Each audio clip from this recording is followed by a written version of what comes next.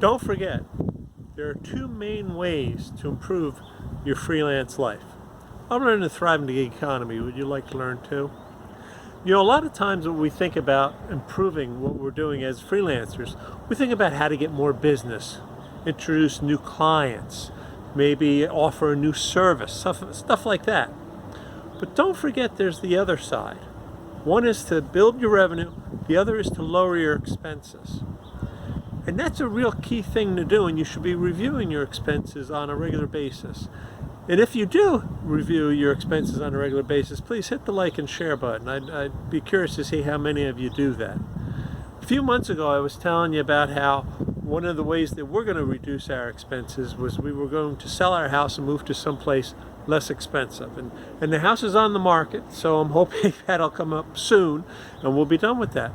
But you know, in addition to that kind of big reduction in expenses, you should be doing a regular list of expenses, a regular exam of expenses, because you'll never know when you find something that you can cut your costs on.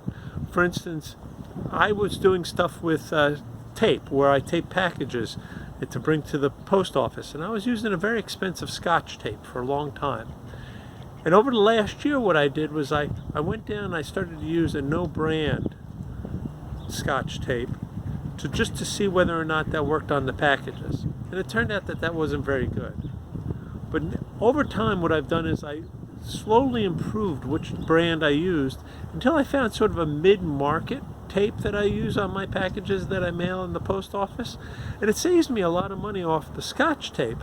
It's still not the bargain price, but it saves me money. And over the course of a year, who knows how much it saves? Might not be a lot, but if you do that with all your expenses, it can really add up. I'll give you another example, and this is what made me think of things.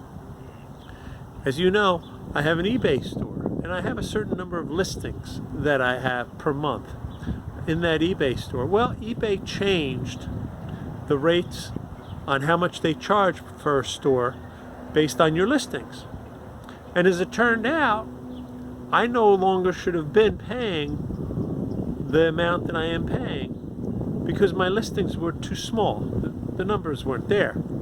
So I called them and I had them reduce the cost of my store, and now I've got a new subscription.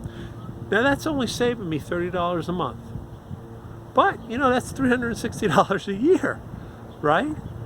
So you have these little things, and if you're cutting expenses regularly and you're reviewing your expenses once a year, once every 6 months, you find that you're going to be in a better position. Now granted, that they're not the big home runs like getting a new client. That's true. Selling a house and moving to a smaller house, again, that's a big home run. But you know, a lot of games are won by hitting singles. So you should be thinking about that too. If you have been reviewing your expenses, please comment below what kind of expenses you've been able to cut recently. I'd really be curious because I can then look at mine and see if I can cut mine too. Until next week, take care.